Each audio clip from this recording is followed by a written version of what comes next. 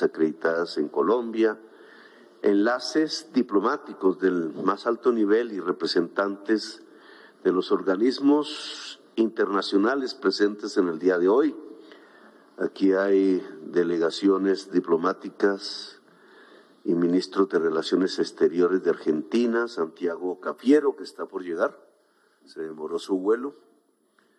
Brasil, embajador Celso Luis Núñez Amorim, jefe de la Asesoría Especial de la Presidencia. Embajadora Gisela María Figueiredo, secretaria del Ministerio de Relaciones Exteriores del Brasil para América Latina y el Caribe. Bolivia se hace presente con Rogelio Maita Maita, ministro de Relaciones Exteriores. Chile, con Alberto Van Claveren Storck, ministro de Relaciones Exteriores. María Inés Ruz es la embajadora de Chile en Colombia, aquí presente.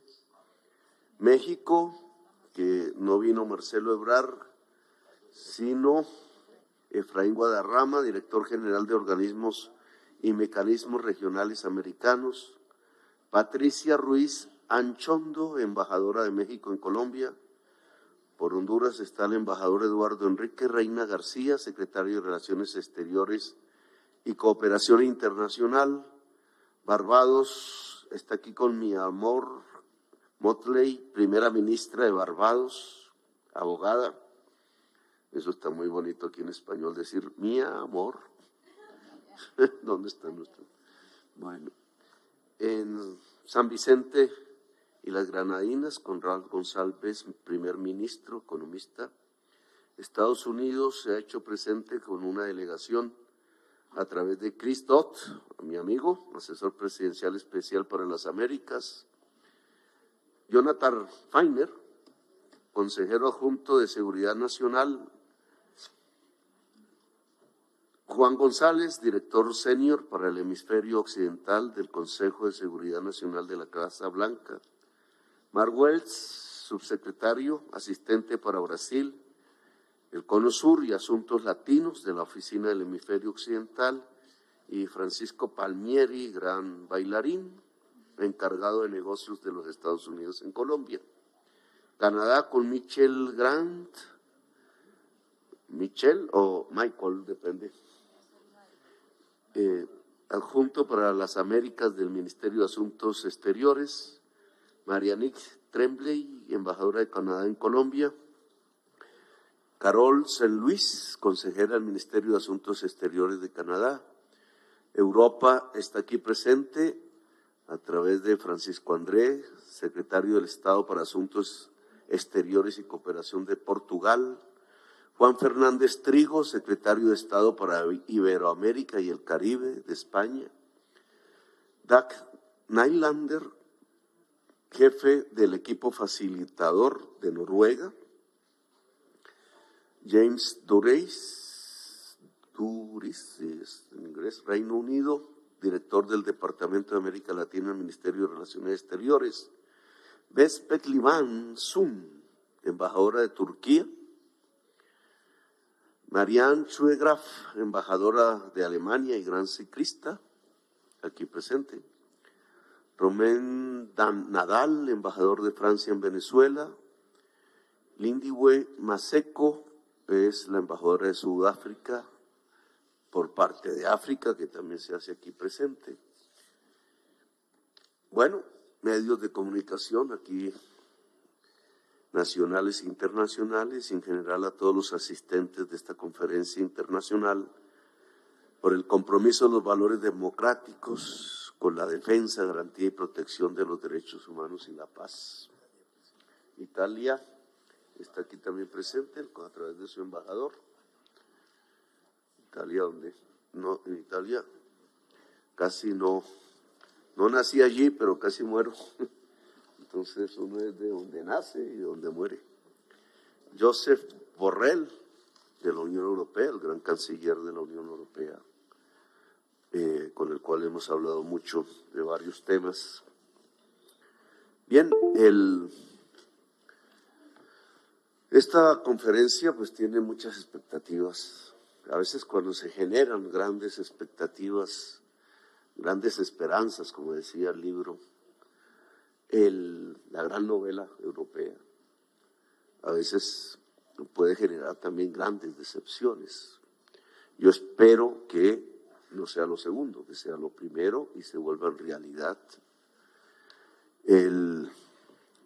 Hay dos grandes procesos en esta esquina de América del Sur: el proceso de paz colombiano, el proceso político de diálogo en Venezuela.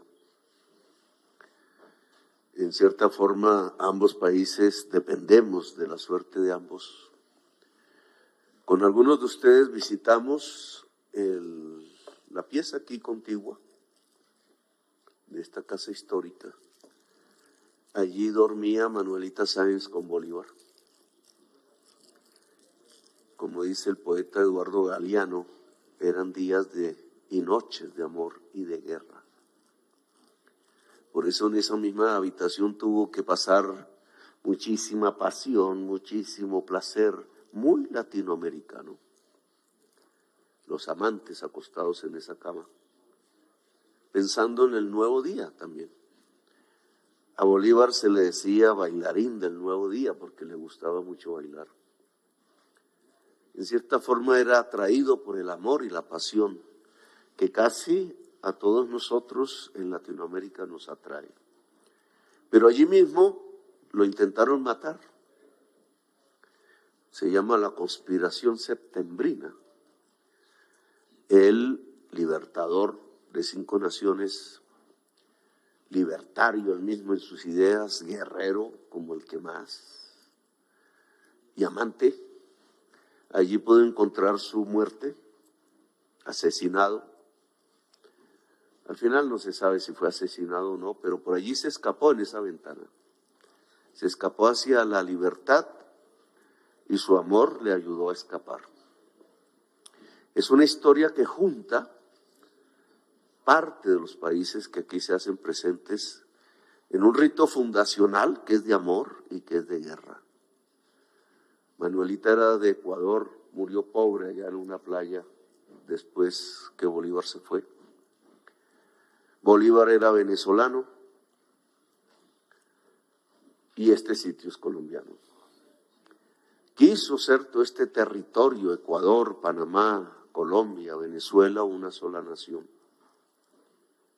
A veces algunos sentimos nostalgia de que no haya sido así, porque sería una gran nación, poderosa, como la soñó Bolívar, con un pie en el Atlántico, en el Caribe y otro pie en el Pacífico, con el canal de Panamá de por medio, con la riqueza de ser, si hubieran estado juntas, la mayor potencia de la biodiversidad del mundo. Al final la biodiversidad es el producto del amor también. Gran nación que hoy cruza sus diversos problemas, cruza por sus ansiedades, por sus búsquedas, por un camino de todas maneras común. Y este salón entonces, junto a donde Bolívar se entregó al amor y se escapó de la muerte, bien puede servir de escenario energético para que podamos encontrar soluciones.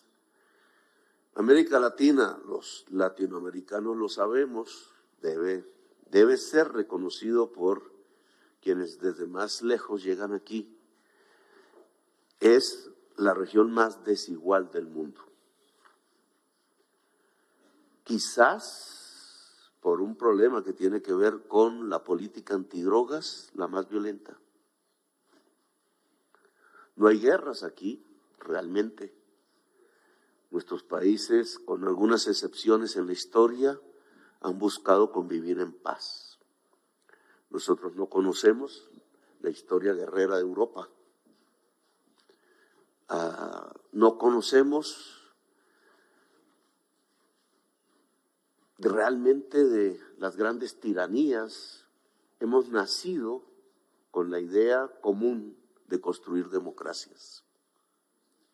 Democracia, libertad, han sido hitos, conceptos comunes en todas las Américas. Democracia, libertad y paz. parte de nuestra historia tiene que ver con ese común destino, con esas raíces comunes. A pesar de que aquí han habido dictaduras, destrucción de derechos humanos, genocidios indudables, es una región que se marca en una ambivalencia de la cual hay que escapar. Somos la sociedad más desigual del mundo, toda América Latina, unos más, otros menos. Y eso ha hecho que unas fuerzas de izquierda libertarias, una tensión política casi que insurgente haya aparecido en todo nuestro continente para buscar igualdad. Ese ha sido su búsqueda, ese ha sido su criterio. De niños, de niñas, muchos latinoamericanos en esta y en pasadas generaciones han querido sacrificarse incluso por la lucha por la igualdad, por la libertad, por la democracia, por un mejor vivir, por un mundo mejor. Yo hago parte de esa corriente. No estamos ocultando cartas debajo de la mesa. Ese ha sido nuestro destino, igual que otras corrientes políticas han buscado detener esos cambios, han sido más conservadoras, han mirado las perspectivas de América Latina desde otro lugar, desde otra percepción.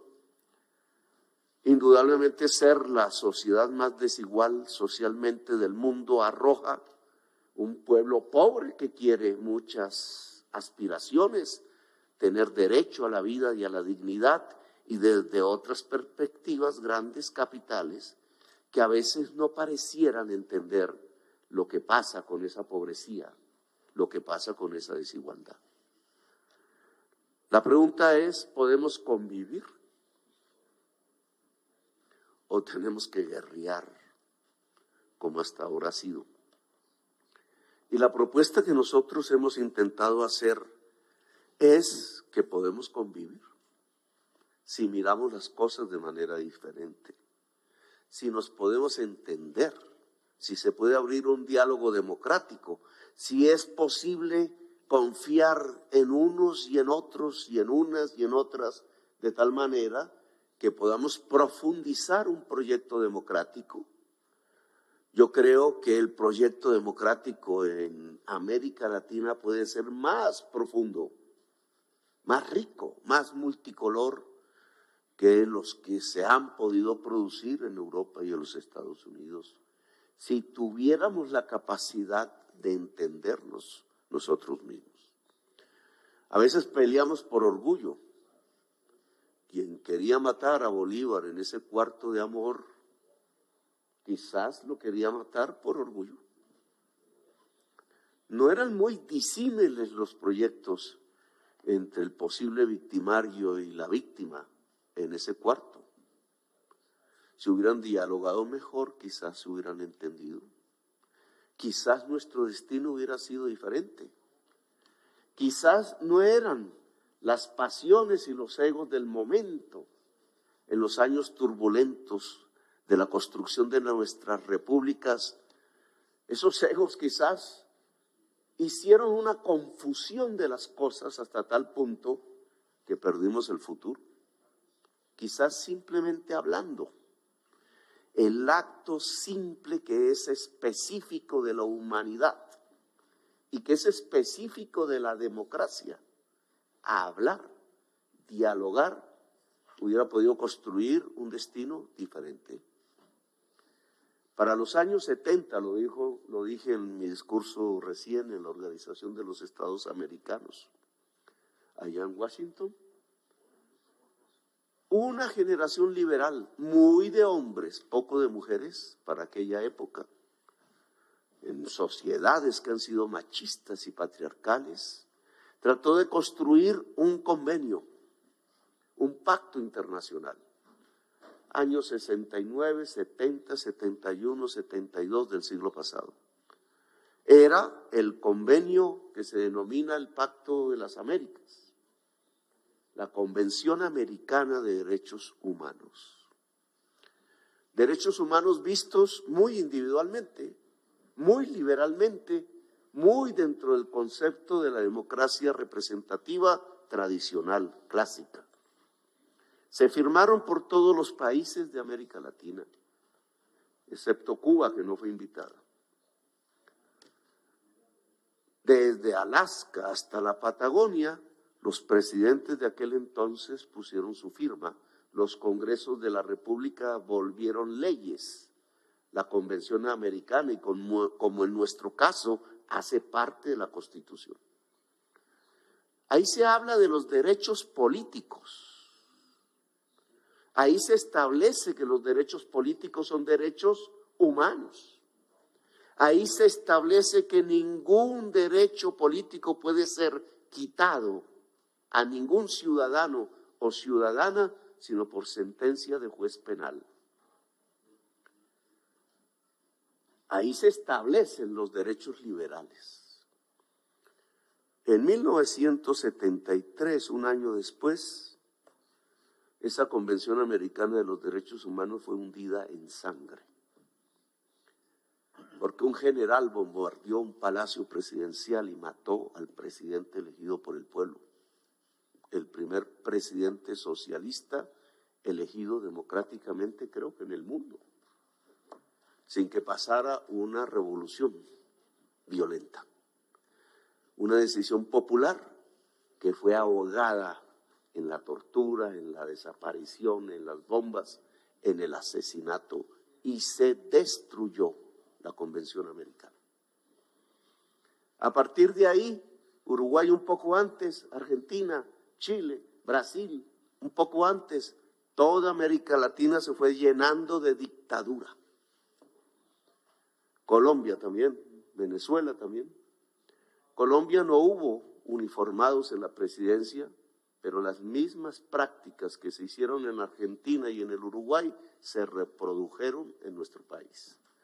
Era intentar extinguir la llama de unas fuerzas libertarias que proclamaban libertad a sangre y fuego. Los derechos liberales fueron conculcados a millones de personas simplemente porque esas millones de personas demandaban justicia social y libertad. Y al norte de esas dictaduras nos levantamos en armas. A mí mucha gente en las calles de Bogotá y del país me dicen, ¿y usted fue guerrillero? Pues sí, nos levantamos en armas contra la injusticia. De joven, yo vi morir a la mayoría de mis amigos, compañeras hermosas, que simplemente pensaban en un mundo mejor y cayeron en las trochas, en las calles de Bogotá, en los ataques, en los allanamientos, en la cárcel, en la tortura, en la desaparición. Los derechos liberales no existían. El papel firmado por todos los presidentes y vuelto leyes por todos los congresos y edificados como base en el sistema interamericano de derechos humanos, fue pura retórica y discurso, hundidos por los tanques y los fusiles. Y pasaron años, hasta que desde 1998 empezó a resucitar lo que llamamos la primavera latinoamericana. Se acabaron las dictaduras, fueron retrocediendo, unas por sí mismas, otras porque los pueblos decidieron, y fueron apareciendo de nuevo los conceptos de la democracia y la libertad, en una búsqueda con equivocaciones, indudablemente, en uno y en otro país, una explosividad del pueblo tratando de tomar en sus manos las decisiones. Han pasado 30 años y mal que bien se mantiene la idea democrática en nuestro continente. Un golpe aquí, un golpe parlamentario allá, otro acullá, derechas tratando de tumbar presidentes a través de los parlamentos y los presidentes son de izquierda. Izquierdas tratando de tumbar presidentes y los presidentes son de derecha. una ruptura aún del sistema interamericano de derechos humanos que trata de recomponerse, pero que aún no se sostiene. La pregunta que yo me hago es, ¿América Latina volverá a los años 70? Nuestra incapacidad de convivir en medio de la diferencia en la sociedad más desigual del mundo nos llevará de nuevo a las guerras, nos llevará de nuevo a las dictaduras. De nuevo tendremos que ver millones de personas exiliadas, millones de personas torturadas, desaparecidas, sin ningún vestigio de derechos humanos, o nos podremos entender entre nosotros y nosotras para establecer alternancias políticas, posibilidades de convivencia unos y otros, manejando proyectos políticos diferentes en una comunidad de naciones que se vaya construyendo al cabo de los años de una manera cada vez más democrática, más libertaria, más pacífica. La Convención Americana de los Pueblos de los Derechos Humanos del 72 podrá ser enriquecida ahora hacia adelante con los derechos de cuarta generación, los derechos de la mujer, los derechos de la naturaleza, los derechos sociales, o retrocederemos al tiempo de las dictaduras, al tiempo de la sangre, al tiempo de las guerras. Ese cuartico aquí vecino, que es de días de amor y de guerra, podrá vaticinar hacia el futuro latinoamericano días de amor o días de guerra. Pues yo creo que parte del trabajo de hoy tiene que ver con definirlo, con recomendar si vamos hacia el amor o vamos hacia la guerra. Si hay que usar las ventanas para escapar con la ayuda del amante, o es mejor el encuentro entre los amantes, a pesar de las diferencias. La historia de América Latina, en cierta forma, está en nuestras manos, está en manos de nuestros pueblos. Lo que acontece en Venezuela, lo que acontece en Colombia, lo que acontece en el Ecuador, lo que acontece en varios países de América Latina, lo que acontece en el Perú, donde indígenas van cayendo en las calles, muertos y asesinados. Lo que ha acontecido años atrás en Bolivia, en Brasil, en Honduras, en Paraguay, pueden marcar un camino que va hacia la guerra, hacia la destrucción democrática. O podemos reconstruir el camino de la paz y la democracia y profundizar. Este salón, yo creo que lo que quiere, sus energías históricas y la presencia de ustedes, es que vayamos hacia la reconstrucción democrática de toda América Latina, profunda, hacia una sociedad más igualitaria y libre. El sistema interamericano de derechos humanos es la propuesta colombiana, es la recomendación colombiana de este gobierno recién elegido, debe fortalecerse como nuestro gran pacto democrático. Le he pedido al gobierno venezolano que ingrese al sistema interamericano de derechos humanos que abandonó en el año 2012 y que por allí podamos encontrar las fórmulas de una mejor democracia. En México se han establecido procesos que se entraban, que avanzan, que retroceden hacia unas garantías electorales y hacia un calendario electoral. Y la sociedad venezolana quiere no ser sancionada, porque las sanciones han recaído sobre el pueblo venezolano. Aquí en estas calles lo hemos visto. Un pueblo con hambre en las calles de Bogotá y de Colombia, huyendo del hambre, huyendo de la miseria. América no puede ser un espacio de sanciones. América tiene que ser un espacio de libertades. Y América tiene que ser un espacio de democracia. En nuestros países, y en el caso venezolano, creo que tenemos que andar sobre dos rieles al mismo tiempo. establecer el cronograma, sí, de las elecciones y sus garantías. Que el pueblo venezolano pueda decidir libre y soberanamente qué quiere, sin presiones. También el otro riel del levantamiento de las sanciones. Ojalá todo comenzara por el reingreso de Venezuela al sistema interamericano de derechos humanos, porque al final somos los latinoamericanos los que tenemos que decidir si vamos hacia la democracia o hacia la guerra y la confrontación. Y son los venezolanos, nadie más, los que tienen que decidir libremente su próximo futuro. Entrar al sistema interamericano de derechos humanos sería, en mi opinión, una gran conquista. Establecer un sistema, un cronograma de solución al problema electoral venezolano para una decisión libre de su pueblo, indudablemente sería una gran conquista. Y establecer un cronograma de levantamiento paulatino de sanciones también sería una gran conquista. Ojalá que al final la gran conquista es que los deseos y la esperanza del pueblo venezolano se vuelva realidad. Que no sea un pueblo que se asuste por nada, sino que sea libre y pueda tomar sus decisiones en profunda libertad, sin que nadie fuera de su país los presione para tomar decisiones contrarias a su propia voluntad política. Ni nadie dentro de su país los presione para que sus decisiones soberanas terminen siendo conculcadas.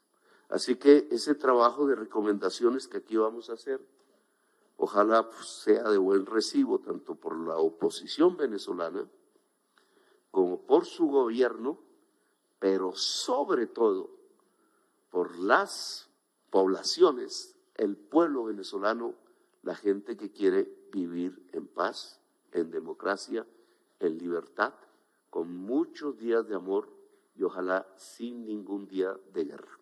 Gracias por haberme escuchado, muy amables. Muchísimas gracias, señor presidente, por sus palabras. De esta manera damos por terminado el acto de instalación de la Conferencia Internacional sobre el Proceso Político en Venezuela. Gracias a los medios de comunicación.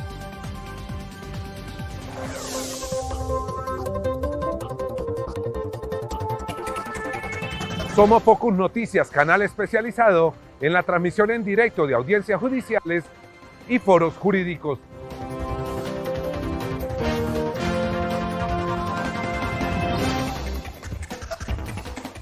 Entérese de las últimas noticias y de los hechos más importantes de la justicia y la política en Colombia.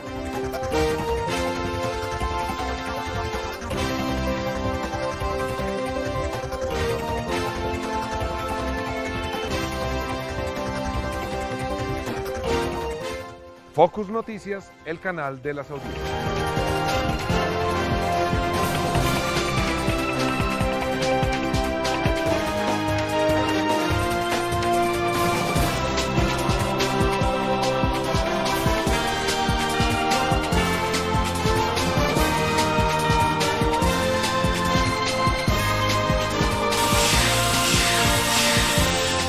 Somos Focus Noticias, el canal de las audiencias. De manera libre y voluntaria, de aceptar los cargos a través de un acuerdo con la Fiscalía, pidiendo perdón antes que nada a mi familia y a mis hijos.